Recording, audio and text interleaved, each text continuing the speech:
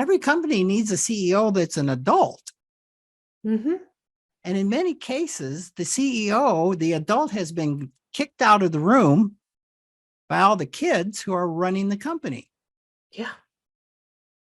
And so this is kind of the visualization that we bring to these two companies that we may be merging, is it can be a conflation of a few adults and usually a lot of kids. A lot of kids of various ages. I have couples that sit in my office and they may be in the midst of a conversation or an argument.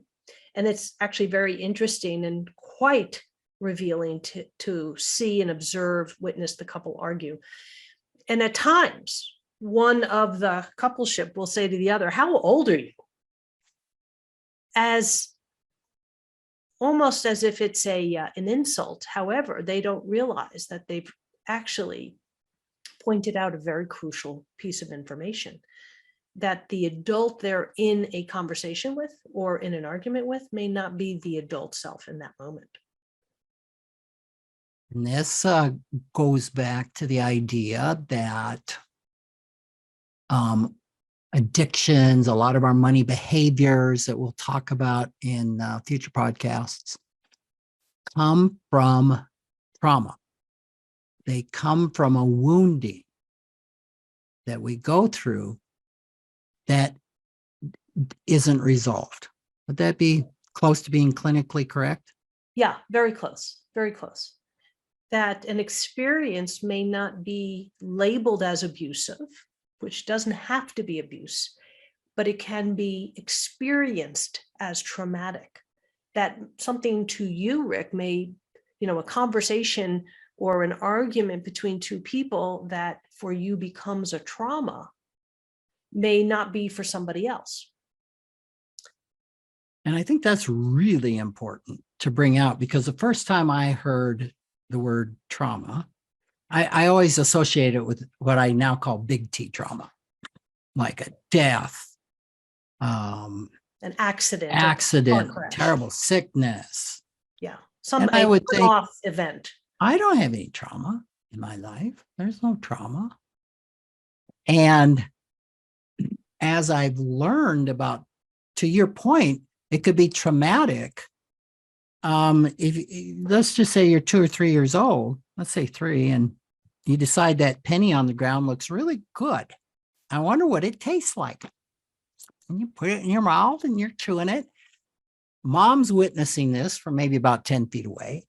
So yeah, the mom runs over and is screaming, "Take that penny out of your mouth. It's going to kill you. What are you doing?" Reaches into your mouth, grabs it out. Now, kids don't have any way of putting this into context. Correct. And the message often is, I did something terribly bad. Mm-hmm. I am really messed up. Whatever this piece of metal is called money, I want nothing to do with it. And implicitly, because children don't learn cognitively, they learn implicitly. They're attuned to the mother and see, I made the mother, or this in this moment, this mother, very upset. She's very upset with me. Yep, it was my fault. Right, I did something wrong, or as the child may think, I did something bad. Right. That the thought implicitly. From the mom's point of view, it makes perfect sense. This was a threat to the child. The child could have swallowed this. It was dirty. It was all about her concern about the child. But that is not what is received. And that's one reason we haven't talked about money scripts yet. But I tell parents, you cannot control the beliefs that your kids are going to grow up with about money. Yeah. Because they could be completely opposite of anything you intended them to believe. Right. We don't have control over how we experience life and how our children experience life through their lens, their perspective.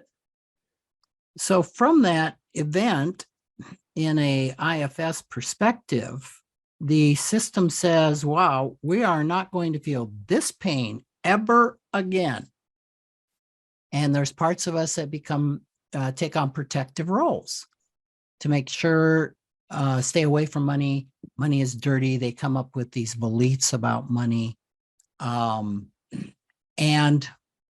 unless that event is consciously visited at some time in adulthood, those beliefs from that long forgotten incident could control an inappropriately large amount of money decisions. Yes. And it just seems silly when I think about that from my adult mind. But it becomes encoded into our nervous system. Let's go back to the example you used about a couple that may argue in your office, that you're over in the corner under a desk because you're not afraid of the couple. You're afraid of your past lived experience with a couple or parents in conflict. And so fast forward to today, or in that time, when a couple argues, it's not the couple that's arguing, it's for you in that moment who was doing the original arguing. Right. Right. So these are things that we need to work through, and why we say parts of ourselves can be frozen in time. I can't tell you how many clients I've worked with that can't save. And they're not in debt, but they don't have any savings. They don't have any money. They spend everything. When it hits a checkbook, everything goes up. And I think we may talk about this in the book. I'm not sure. But in all of three cases I can think about, it's tied back to their money kept disappearing routinely as kids because the parents were taking it. Or the parents needed it to help pay the bills. Exactly. Or in one case to help bail the sibling out of jail. Or a family in which there's alcoholism or secret keeping, or there is debt due to overspending by a parent or others in the family. We'll really dive into some behaviors at a different time, but how our family of origin shapes us does not, again, become somebody else. That's just us and the part of us that experiences that. And the other part of us in the IFS languaging, for example, that becomes an advocate or a protector for that exile, that pain that we don't want to feel ever again. And in this case, the pain is opening up your piggy bank or wherever the money is, and it's gone. And there's this huge pain, perhaps a feeling of being violated, anger, and okay, this isn't going to ever happen again. If we get money, we're going to spend it so we can enjoy it. Because if we keep it in a checking account or savings, it's going to disappear.